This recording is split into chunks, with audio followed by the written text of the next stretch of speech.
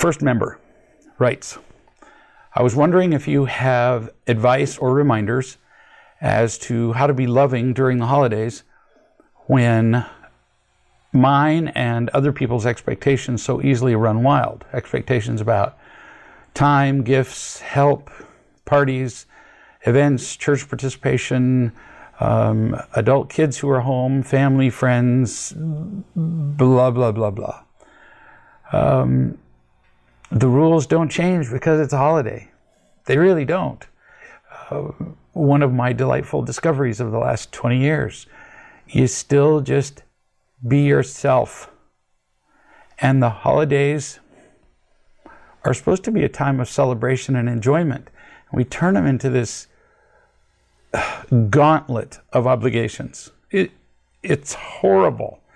So do and give. This applies to all year round, but we're going to say it anyway. Again, what you want and what you're able to give. Notice it has to be want. Some people actually want to please everybody, but are you able to? No. So it's got to be both. And it can't be just able. Well, I'm able to do this. I'm able to go to 9 parties in the next 2 days, but do I really want to? No, it's got to be both. Want and able. Because it's only real love. It's only unconditional love if you give it freely with your whole heart. So if you do something that you don't want, or you're not able, either one, well then you're not really all the way there, are you? You lose. You don't feel like you're really giving. If you think that you hide that from the people you're around, you're kidding. They don't feel like you're really giving. Everybody loses. So you can't please everybody. Write that on your wall if you need to remember it. So why try? If you do, you'll only frustrate yourself. You'll fail to please everybody, and you ruin the holidays, which applies to any other day for the rest of the year. Choose how you spend your time. Again, want, able. And to the others, you just go, won't be able to attend that event. And they say, why? And you say, just can't be there. Don't start explaining yourself, because if you do, your reasons will never be enough. Here's another thing to memorize. I've said it on blogs, but to the people who really care about you don't require your explanations. And the people who don't really care about you will never be satisfied by them. So somebody explain to me what the use of explanations is. It's stupid. You just say, can't be there. Or you're not going to have any fun. For years and years, we had all the kids and all the grandkids here for 2 straight weeks. Long time. Love it. Just adore being with the kids and grandkids. But it got to be, I don't know, more grandkids, more noise, older grandpa, that's me, and it got to be too much noise. And it turns out that when I brought it up amongst some of the others, they were going, yeah, getting kind of noisy for us too. That's a lot of people to be in one house, to be living, brushing your teeth, showering. You know, we had them showering 5 at a time, but, you know, you'd think they'd get over that. So we split it up into 3 holidays. We spent Christmas with one group, Thanksgiving, Christmas with another one the week after, Christmas with another group starting in a few days. There were a few people who didn't like that decision. Tough. It wasn't presented as a discussion. I just said, this is what we're going to do. Well, but I want all of us to get together. Well, then go for it. Turns out that's much more difficult to get 23 people together from all around the world than a couple of people thought. I just don't feel obligated to please everybody. You can't, so don't start. So what do you do with gifts? Same thing. You can't please everybody, and it's an endless assessment of who gave what to who and what was the value, and I give a bigger present than I got in return. You can do that if you want to. But 20 years ago, I announced to the world that I was done doing Christmas presents. We were going to have people here to the house, and we were going to have a great time and have parties and watch movies and have smoked ham or whatever, and play with kids and run around the yard and make campfires. But I wasn't going to do presents anymore. And I quit them completely.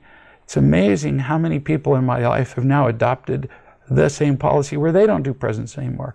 Now, grandkids, we still get stuff for grandkids. For little kids, Christmas is a wonderland. It's a beautiful fantasy, a fairy tale. Well, let them have it.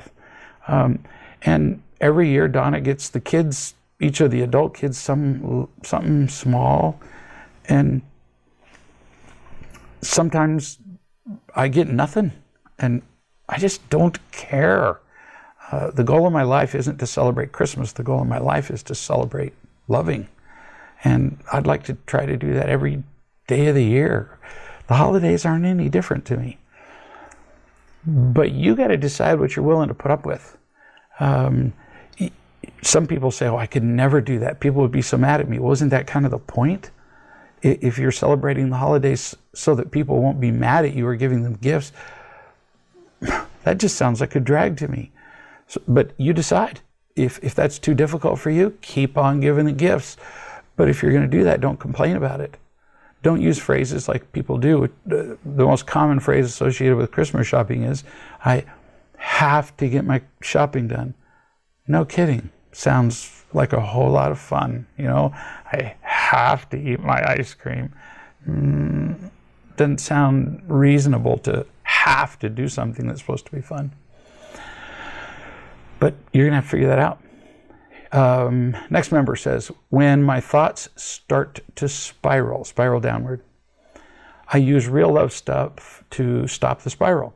In the past, when I was in pain, I would use alcohol, sex, work, whatever, to distract me from the spiraling down of my thoughts.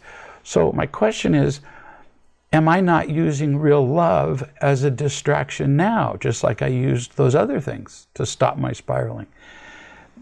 No, it's really pretty different. Those other things are just distractions because they're temporary pleasures that dull your pain. Using real love is using what's called the truth, which is not a distraction, it's the truth. So what if I say 2 + 2 is 5, right? Well, then I could distract myself from that by saying, well, maybe it's 6, or maybe it's 7, or maybe it's 8. No, we solve the whole problem by saying 2 + 2 is 4. That's not a distraction. It's the truth. And that's what unconditional love is in our lives. It just reorients us. It resets our north. It resets our zero. Makes all the difference. Here's somebody who says, I'm a school teacher and a good one. And since I happen to know this person, yeah, I know you're a good school teacher. I know you would be a good school, you would be incapable of sucking at this job. But I was just released from a job of 8 years because enough parents and students complained about my being too strict and too harsh. I'll bet. So knowing you taught the material and you required the students to do their part, learn it. To give you background, this particular lady has taught classes where, or there are classes at the school where teachers have been told by the administrators that certain kids cannot be disciplined. Certain kids cannot be failed in a class. If certain kids have their feet up on the desk of, or on the chair of the kid ahead of them, you can't say anything because their parents are wealthy donors to the school. This is how crazy schooling has become in many places. She continues, getting fired still hurts though. It touches a nerve that insists that I don't belong. Even after 8 years of meaningful work and relationship building there, it just hurts. Of course it does. When they fired you, they touched badly your old wounds that you were not worthwhile unless you proved it to them in their way, or you were worthless. You got to remember, I've met your father, and that's exactly what he would have taught. He couldn't have been a less personable, more selfish human being. So there's no way he would have communicated to you that you were unconditionally worthwhile. He could not possibly have nurtured your sense of unconditional worth. You keep going. What do I do when the message seems once again that I'm not fun enough or liked enough? Can I keep from triggering judgments? Baby, you can only be you. You'll never be liked as much as some people. You're just not naturally as what? Gregarious, social, humorous, people-pleasing as many other members of the faculty. Neither will I. I will never be liked as much as some other people. That's just not who we are. We have other talents. You have lots of talents, kid. And if people don't like you as you are, too bad. Then you've simply learned that those people can't love you unconditionally. Those people can't. You can't avoid this. If you try to, you will cease being yourself. You continue. I still feel hurt about being called into the principal's office like I was a child and being given negative feedback from a handful of parents in response to a meeting that I'd called about the behavior of the students. But I had received warm appreciation from a number of other parents, and my students were positively elated. So praise or its opposite all seem like lies to me. Or is everybody right? Praise means this. When somebody praises you, they're saying, you have met my desires. Notice I don't say my needs. No, you've met my desires based on a life of emptiness and fear and need to be validated. That's what praise means. It means, I like you. You make me feel good. Criticism simply means you didn't do that. So it's all about the person who's praising or criticizing you. It's rarely has anything to do with you. And the reason that, so you've got, let's say you've got half the class who loved your meeting and the other half of the class that didn't. Most of the time, victims win. Because, well, they've demonstrated that an unhappy customer has 11 to 17 times more effect on drawing customers into your store, for example, than a satisfied customer. Meaning that a satisfied customer may speak to one friend and say, wow, I love that store. A dissatisfied customer will speak to 11 to 17 people and tell them that store sucks. And just the word, that store sucks, will keep people away more powerfully than telling somebody, I liked that store, will attract them. So victims tend to rule. In fact, sometimes it only takes one or two victims to completely ruin the effect of something good that you're doing. How do you deal with that? I can't tell you what to do. I can tell you what's helped me. I just don't care about either one anymore. I don't care about the praise. I don't care about the criticism. I listen for information, which is neither praise nor criticism, to see if there's something in there that I can learn. But the opinions that people have of me are based on their desires, which are virtually never pure. They're self-centered desires. You continue. Criticism lands in my system like battery acid. Do I just need to develop tougher skin along with a shift in perspective? Mostly a shift in perspective. Just remembering what I've said so far and the worth that you have in the hearts of those who really can love you. You continue. Thing is, can they really both be wrong? Honestly, I cannot figure out how I can work so hard and care so much, but attract criticism. And I feel sometimes like I can't tolerate another drop of it. And how many of us who are listening haven't felt like this at times? We've worked as hard as we can, and all we get is criticism.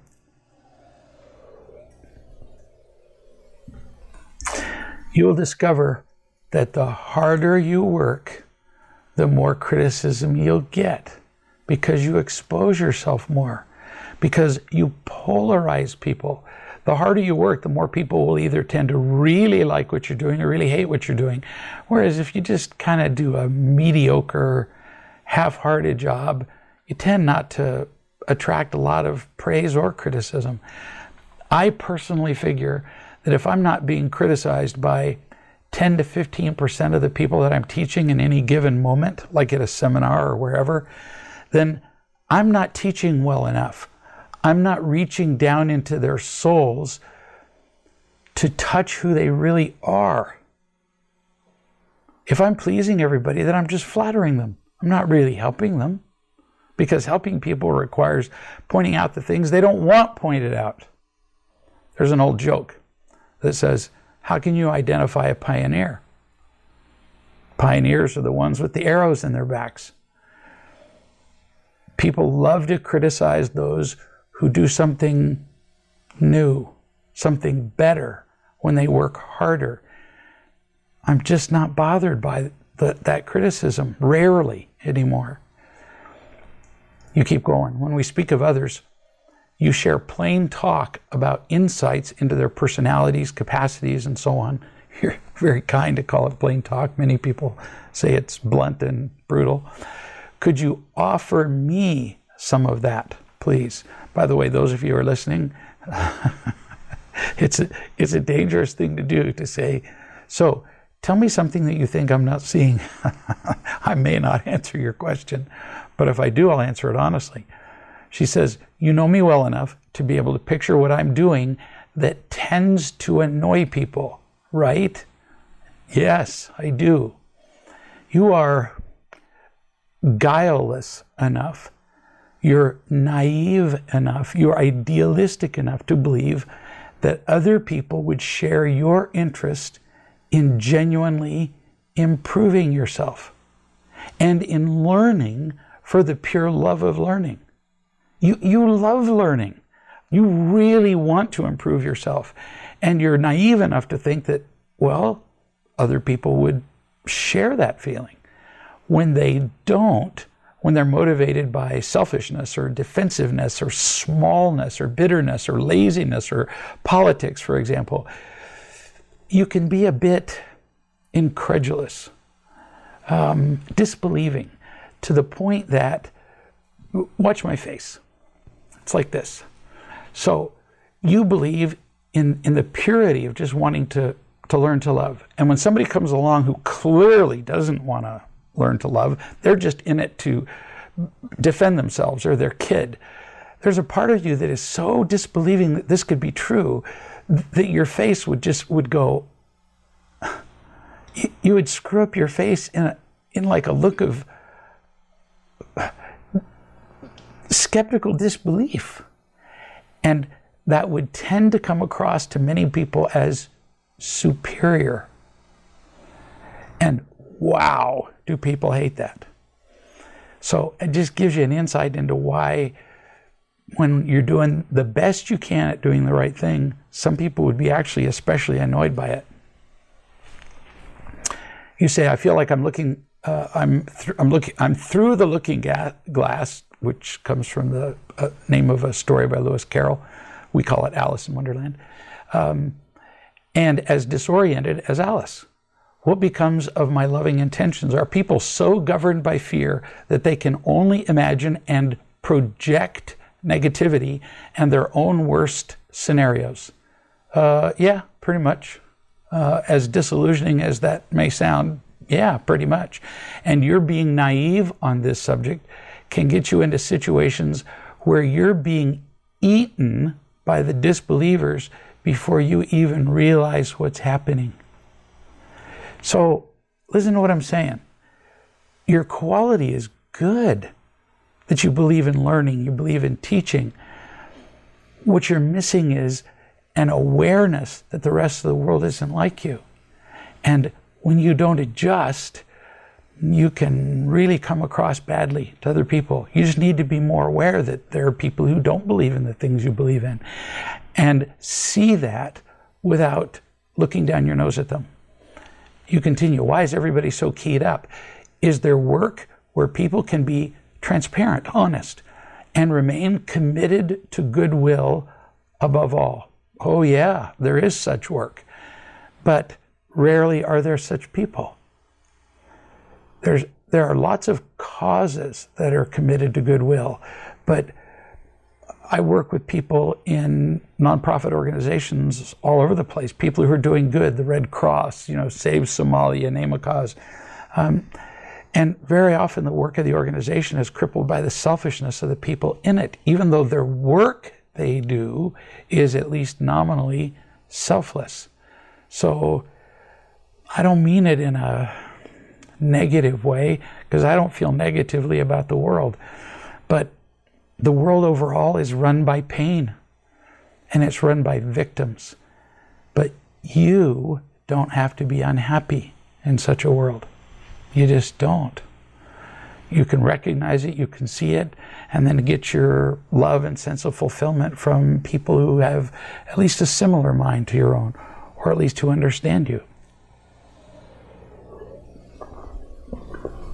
Here's somebody who says, my coworker has been here at work for much longer than me and has a different work ethic than I do. This is pretty funny. She spends as little time doing what she's paid to do as she can. Yeah, that would be a different work ethic. The irony being, of course, that that's not actually a work ethic, that's a play ethic. She got moved into a position that opened up, and so I have her old job that has a backlog of stuff to do. Gee, guess why?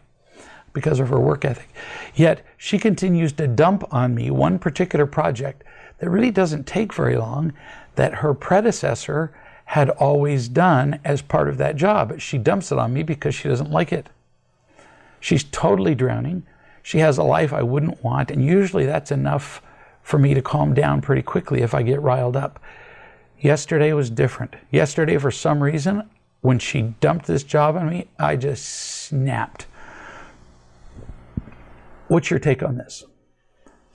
The first thing that occurred to me was, why can't you just tell her that your job occupies you completely, as she would know since she had that job before you?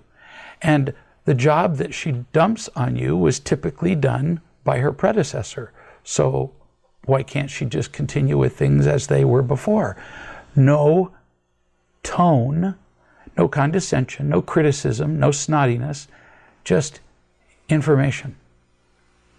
You responded back the next day. Wow, that sounds so simple. Well, the truth often is. I mentally played it out, but I still got frozen in fear. Afraid of the consequences of not people-pleasing was one part. Afraid of attacking her in anger at the slightest unloving behavioral response on her part was the other. So I usually end up rolling over and being a doormat, accepting whatever crumbs have been offered, or getting all angry and controlling. But I've thought about it, and now, if she dumps her work onto me again, I won't take it personally. Well, good for you. I realized I was reacting to the attitude she had, that her time was more valuable and that she gets to call the shots, even though she's not my boss. I was probably afraid that she was right, that I am worthless. If I really don't have time to do her projects in the future, I will simply tell her. So look how smart you are. You identified that the problem comes down to the same root that most of us have with just about everything, and that is you felt like you were worthless. So when she would dump a project on you, well, what would a worthless person have to do? Have to take the assignment to prove your worth, which of course then never happens. Or you just believe that you're worthwhile, and now you don't have to prove your worth to anybody. It's exhausting. I can't remember if I have a Sylvie story this week. I don't think so. Instead, I've got, the other day, one of my sons sent me a story about one of his sons. Now, he hadn't heard about the Sylvie stories. He didn't know these were going on. And the only reason I tell Sylvie stories is that her mother's the only one that sends me stories. But now I've asked this son to send me more stories about his kids, and so I suppose we'll have some kind of competition. Just joking. But Mike sent me a story about my grandson, Jack. Notice I didn't say his son, because really he's my grandson first. So Jack's at church. Jack is 6. Jack's 6 now. See, they're sneaky little devils. Just when I learn their ages, then they change them. It just seems very unkind to an old man. So Jack is 6. And they're at church in the little class for, little kids who are, I think, 4 to 11 or something. And so the nice little lady at the front, because it's, at church with the little kids, it's usually a nice little lady. Almost never, like a yelling, screaming guy who has a bullwhip, although I'm sure they've considered that. The little lady says to the class, so we're going to create a perfect world. So and she's got a big whiteboard up there, and she's gonna draw this perfect world. So she asked the kids to raise their hands as to what they would like in their perfect world. So my granddaughter, Sydney, who's 8, sheesh, I'm getting them all wrong now, 9, says trees. And so the nice little lady draws a picture of a few trees. Ironic that Sydney would say trees because she's about to move to Arizona where there aren't any. And some other kid says a lake. So the lady draws a lake and, colors it in blue. And then Jack says, a lake with spikes and lava. The poor lady didn't know what to do. You mean a lake with water? No, says Jack, who's 6. He's a 6-year-old boy. A lake with spikes and lava. She didn't know how to draw in spikes and lava. So to save face, she says, anybody else have any suggestions? So the next kid says, a church? Another person says, and Jesus? And Jack says, that's not as good as spikes and lava. And my son is in the back of the room, and he's watching this firsthand going, oh. What's the point of the story? Being unconditionally loved does not turn out boring people. It doesn't. In fact, it frees you from fear and releases what your personality really is. At 6 years old, Jack's into blowing stuff up. When he came over for Christmas, I gave him a present of a box of dynamite, he'd be thrilled. He'd want to go and blow up all the neighbors' houses. He's just a boy. He likes to shoot guns and blow stuff up on video games. Feeling loved just removes your inhibitions, your fears, your need to please everybody. And life becomes just more fun. I promise you, Jack is having every bit as much fun in his world with spikes and lava as the other kids are with trees and lakes and churches. This member says, every year my parents come from another country to visit here, which is a country not in the U.S. And they come for 6 months every year, partly to visit 4 of their kids who live here and partly to satisfy residency requirements in this country so that they can get health care here that is better in their home country. Every year they wanted to stay at my place the whole time because I'm single. And it's easier for them than being with my sister, her husband, and 3 kids. Yeah, you think? And my other siblings just don't have room. So it's my sister with the 3 kids or me. It's just easier for them. So for 6 months at a time, they live with me and I have to put up with them taking up room, cooking their way, insisting on doing things their way, insisting on how I eat, how they watch television, lots of things.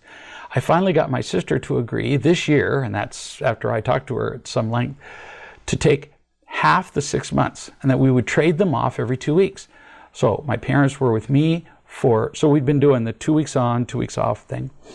My parents were with me for 3 weeks when I asked my mom to go to my sister's place because it was past the time to do that. And I asked in an irritated tone. I couldn't have her there one more moment. My dad asked me to tell them the truth.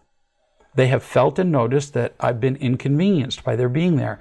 The very question I was afraid to answer because I was afraid to disappoint them and to hurt them. But I answered. I said, I feel judged by you. I want to live as an adult, and I'm happy to have you here, but 6 months is too long because you don't treat me like an adult. You boss me around and you tell me what to do, and I don't like it. Well, honey, you actually do get to tell the truth because you're not 6 years old, and you do have a choice who lives with you. You don't when you're 6. You do now.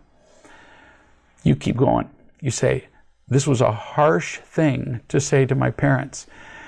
It's not harsh if they really wanted to listen. If they really wanted to listen and learn something, they would have been grateful and said, oh my goodness, we didn't realize we were doing this. You would have worked something out. If it was harsh, it was because of their interpretation of it. You simply told the truth. Now, the being irritated part was not so great, but you already know that. You say, they heard only the message that they're not welcomed by their children. It was like a bomb. They come here to see us, they said, and none of us want them to be here for so long. Actually, I'm the only one who dared to say what I said. My siblings didn't say anything, but we all four agreed, and they commissioned me to say it. It's too long for them to be here, both emotionally and physically. 6 months is a long time, especially when they're judgmental of you and controlling, and they have a home in another country, and when you don't want to be treated like a child. You said, so my parents think that it's me, that I'm the only one who is selfish. Well, who cares? People will think what they want of you. You can spend your life trying to please people and trying to get them to not think ill of you. You're not going to succeed anyway, usually. And if you do succeed, that can be worse because now you're a prisoner to the people whose opinions matter so much to you. Lots of people think poorly of me too. Whatever. As I said earlier, I take it as information. I digest it. I see what part of it's true, but I don't worry about it. You say, my mom cried. She said, I have raised each of you for 17 years without complaining. So what is 6 months compared to 17 years? And you say, I told her it's not her fault. I'm the one who is selfish. Oh, honey, you fell for it. You're wrong. They've been intimidating you all your life. I've talked to you before, so this isn't the first time you've said this, that they've intimidated you all your life. And now they've done it again, and they succeeded. They chose, you didn't, they chose to raise you for 17 years. They chose to give you a home. But now it turns out that no, it wasn't really a gift. It was a trade. It was an investment because they wanted a return. Now they're coming back and holding their hands out and going, pay us back. And that's not love, honey.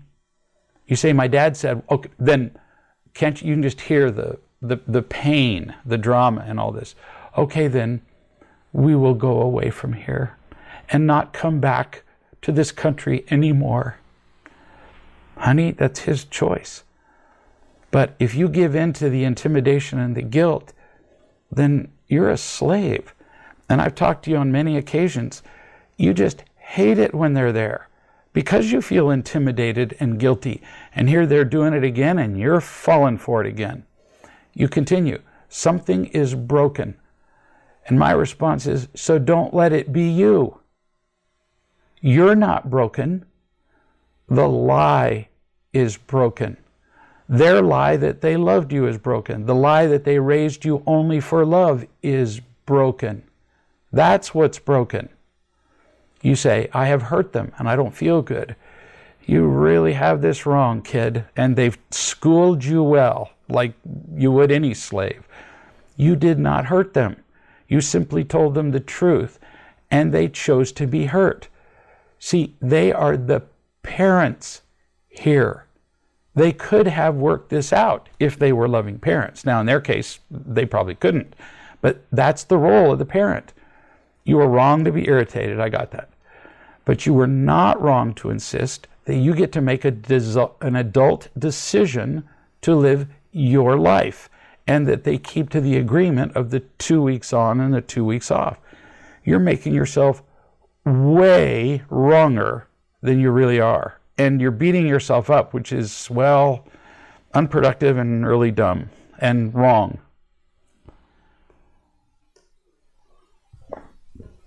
You continue, as though their beating of you isn't enough. You continue and say this, it's not okay to be me. And for those of you who are listening, she's not saying this sarcastically. She's really saying it's not okay to be me because her parents have convinced her that it's not okay to be her. You continue, I am not okay to be me, to be selfish. I'm not okay that I feel inconvenienced. My heart is aching to have hurt them. Shoot. Are you listening to yourself? Is everybody who's listening here hearing this? Because she's saying out loud what pretty much all the rest of us have been taught. It's not okay for us to be ourselves. Look at the different questions. Is it okay to not participate in the entire Christmas carnival to the extent that everybody demands of us? Is it over and over we're told we have to. Listen to what you're saying, kid. You're saying that it's not okay to be you. That's just about the worst thing you could say. That's the message you got as a child, and now you're repeating it as an adult, and the message is wrong. How do you know? Because I'm saying so. I have an unbiased opinion based on knowing tens of thousands of people, and I have no investment in whether they stay with you or not. So I'm a neutral party. They do not have a neutral investment. They're really invested in making you feel guilty so that you will always do what they want. Their opinion is highly biased, highly selfish, highly prejudicial. Their message is wrong. You do get to be you. You did not hurt them. They selfishly demanded payment for raising you. They just as well have handed you a bill, an invoice, and said, you owe us X dollars because we had to put up with you for 17 years as a child and take care of you. I mean, it's horrifyingly selfish what they're doing, not what you're doing. They don't have the right to impose their guilt on you. Now they've made you feel guilty for even pointing out their selfishness. What a racket! And you've fallen for it. I hope you don't keep falling for it, but that's up to you. You say, I think of the consequences of their not staying here anymore. Their incomes will be less because they need to stay 6 months in this country to receive help from the government. They won't get proper medical care in their country. They won't see their children and grandchildren as often. Well, darling, that's their choice. In order to experience all those benefits, all they have to do is keep the guidelines that you and your sister set up to alternate households every 2 weeks. How hard can that be? You conclude with, I feel like I am a monster.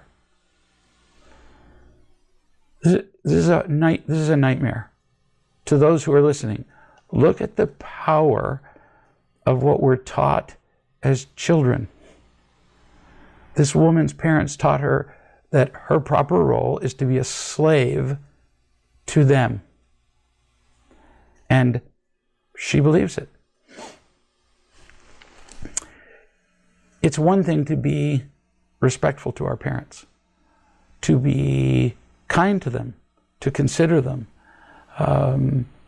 It's another thing to carry the respect to the place where we're their servants. When I was in China, there was a series of murals on the side of the road. I don't know how to describe them. It would be kind of like billboards, but on the ground. That's how big they were. And it's a whole bunch of them in a row, and they're made of concrete, if I remember. And I said to somebody on the bus I was on, what are those? And they said, well, they teach moral lessons. Really? I pointed to one. I said, what does that particular picture mean? It showed somebody fishing through what appeared to be ice.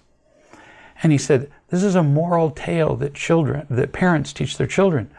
It's a story of a man who lived with his parents, and his father said, I am hungry.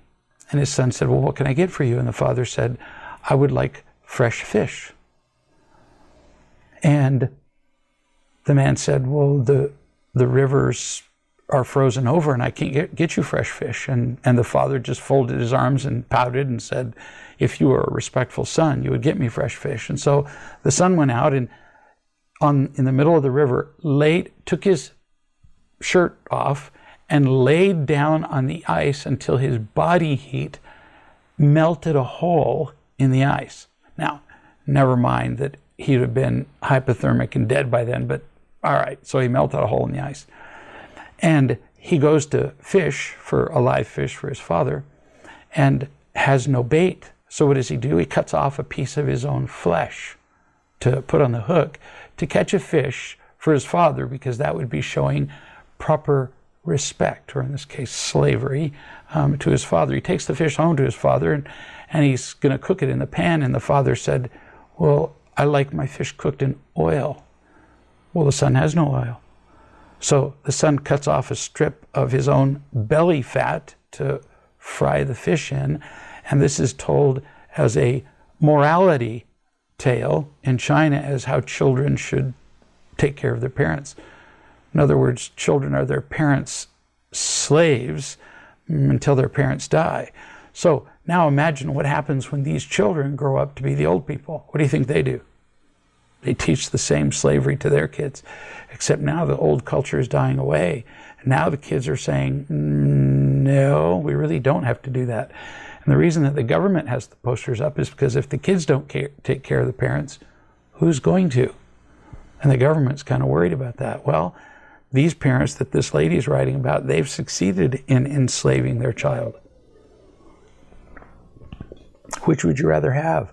Would you rather own your children, or would you just rather love them and enjoy their happiness? Here's somebody who writes, can you talk a little bit about respect? I hadn't realized that this question was coming after the Chinese morality tale. In school, we're taught to respect our teachers, and one of the ways of demonstrating this respect in the United Kingdom is to address them as Mr. or Mrs. followed by their surname. Yes, Mrs. Smith. Yes, Mr. Jones. I understand the equivalent in parts of the States is by simply saying sir and ma'am. Most teachers use this as a way of exerting power, and it neither teaches nor commands respect when done so. I remember hearing you say that if you had an audience with the Queen, you would dress up in a suit out of respect for her, meaning I would, which would be quite a thing, me getting dressed in a suit. So what is the truth about respect? Where is it abused, and where is it a healthy thing? If you were the principal of a school, how would you teach the kids to address your staff? And what would be the loving rationale behind this? It's all about the motivation. For example, I personally always address a policeman as sir, even if he's much younger than I am. Why? Because to me, he represents the government, and more importantly, he represents law and order in the world, which to me is a huge thing. Huge. Without it, well, look how we've done in our history without them. I respect all those things in the person of that one man. I address waitresses as ma'am. Why? They have hard jobs and they're rarely appreciated. I do it as a token of respect.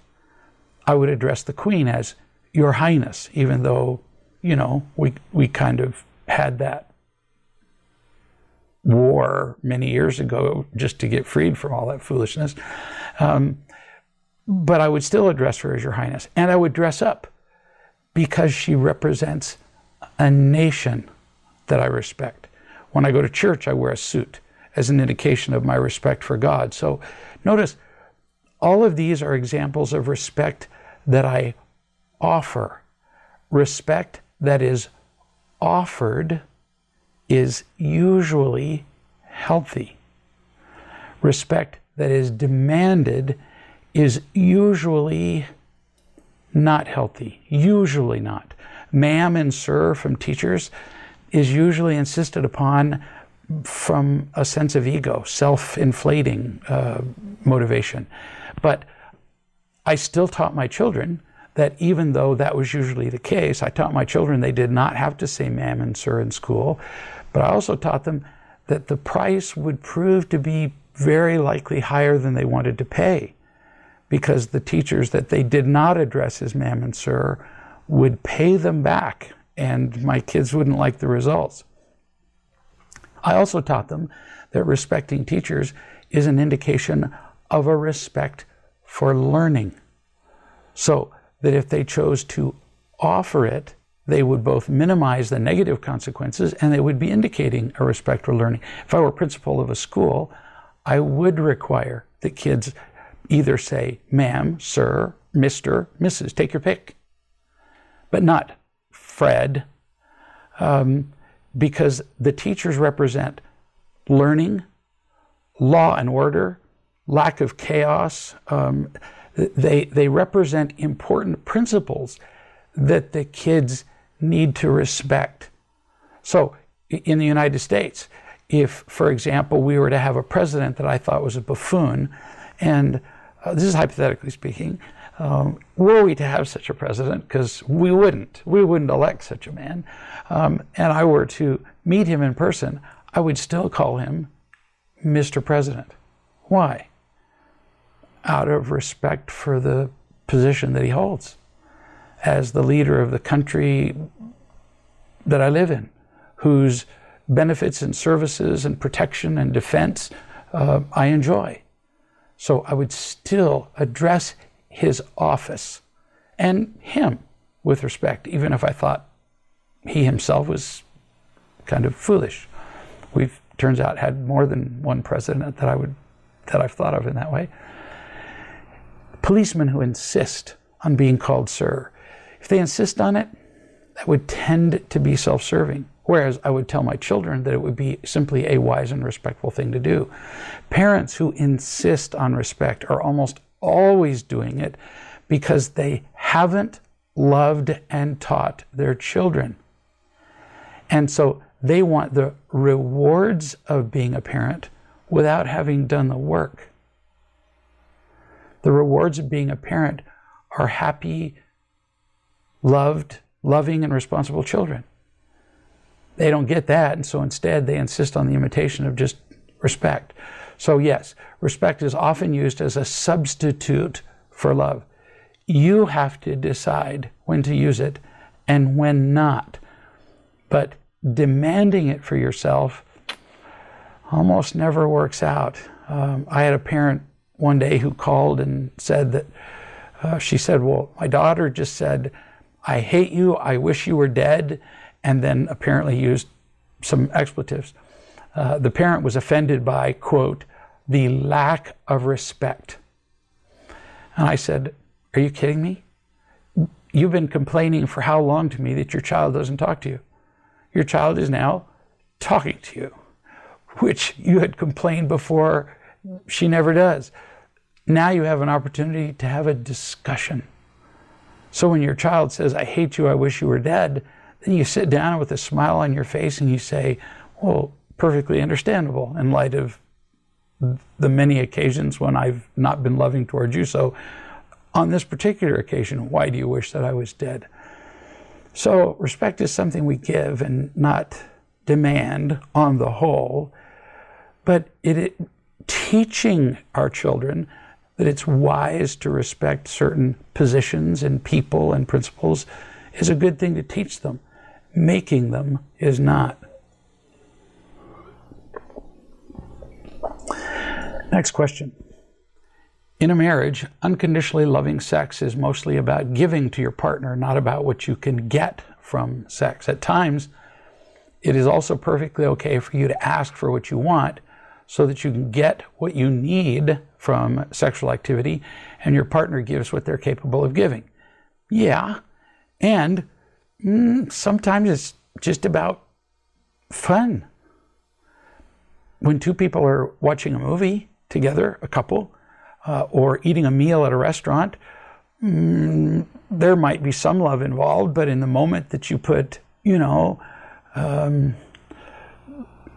a perfectly made bite of tiramisu into your mouth, you're not thinking about unconditionally loving your partner. No, it just drives all thoughts of love from your brain. It's fun, and that's okay. And sometimes it's the same with sex. Yeah, it can be a great avenue for communicating love, even unconditional love. But don't leave out the fun part. Don't turn everything into right, wrong, unconditionally loving or not.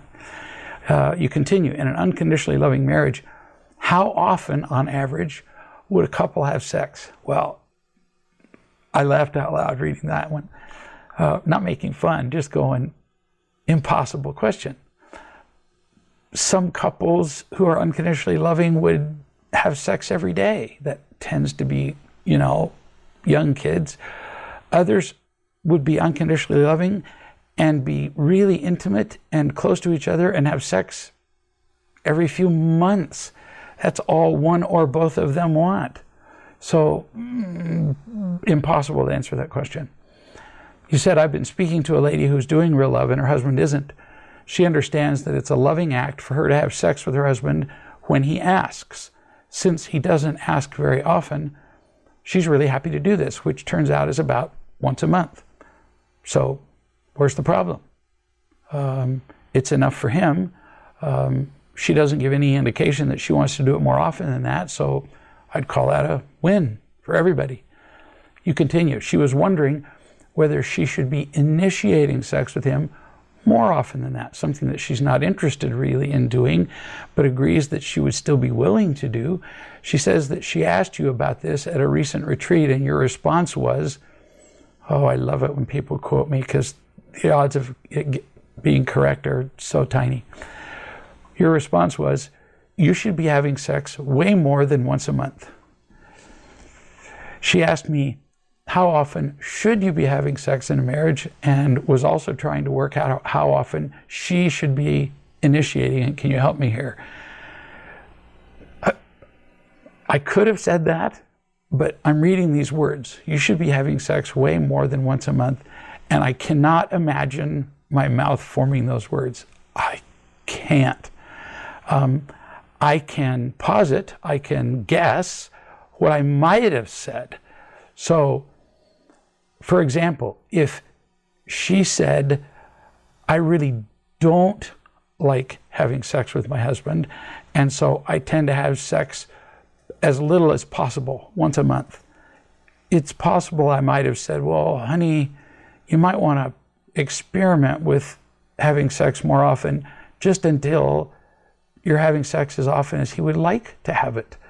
So that could sound like way more than once a month, but I just find it impossible to imagine I actually said exactly what she said. Giving something, and here's why I would have said it. Giving something is almost never as powerful in a positive way as withholding that same thing is in a negative way. Am I making sense? Losing feels worse than winning feels good, is the way a sportscaster said it. Vin Scully. Whatever you withhold will tend to kill your relationship. So many women have come to me wondering why their husbands appear to be obsessed with sex. It's not about the sex. I say to them, it's about your withholding it. They say, no, that's not it. I say, okay, let's do an experiment and find out. Let's try this. So I ask them, how often would your husband have sex with you if you gave it to him every time he wanted? And they say, oh, 2 or 3 times a day. No kidding. Well, then let's do this experiment. For 30 days, you have sex with your husband every single day, and you initiate it. So far, I haven't had a winner yet. I've never met a man who could do it every day for a month, other than if he was under 25 and he'd been married for a year or less. The men realize that they don't want it that much, not as much as they thought that they did. They just hated the idea that there was something that their partner would withhold. Really. I've seen husbands get just as exasperated when their wife, for example, agreed to be a partner. Their wife didn't have a job outside the home, and their wife simply refused to, say, do the laundry.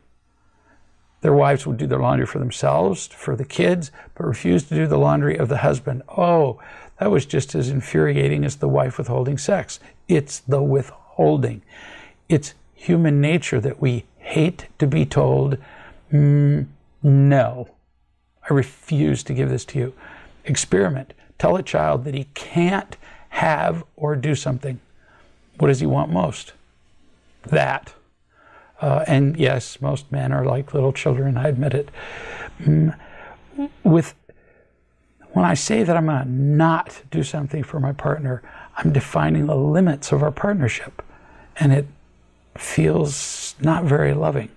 So that's the real issue here. It's really not about sex. So what is it about? Surprise, finding love, trusting love, remembering the love you have, and then practicing sharing it with others. You do that, and you get an absolute guaranteed reward. You'll be happy. We'll see you in 1, 2, 3 weeks because of the holidays. See you then.